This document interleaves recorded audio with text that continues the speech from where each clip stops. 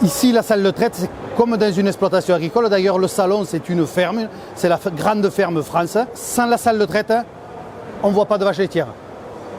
C'est indispensable. Voilà. Ça fait partie, c'est un tout. C'est une organisation qui est assez complexe.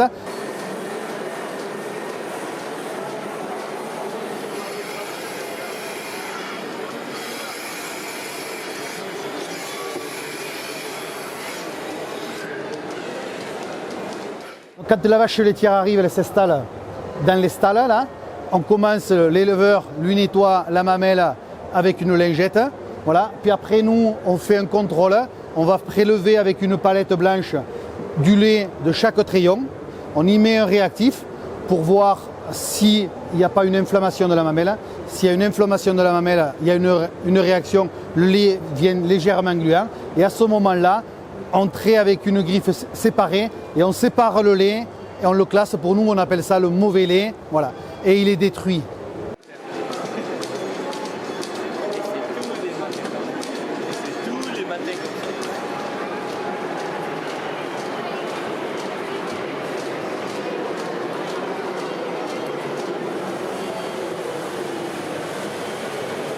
En exploitation, la vache, elle doit tempérer son milieu extérieur.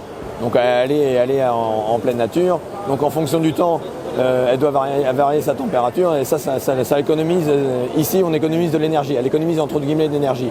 Et le fait aussi qu'on soigne régulièrement la vache plus que sur la ferme, même si elle a à disposition de la nourriture, ici on la soigne régulièrement toutes les heures et demie. Et donc je pense qu'on accentue la production. Donc chez moi, la vache, elle était à 25 litres juste avant de partir. Et elle est arrivée ici, et là, elle faisait 30 litres.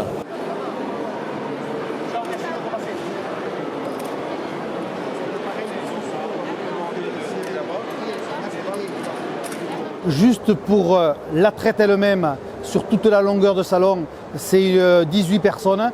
Plus après l'entreprise de Laval, 7-8 personnes qui mettent à notre disposition pour que tout fonctionne. Parce qu'on n'a pas le droit de s'arrêter quand c'est le moment de la traite, c'est le moment de la traite.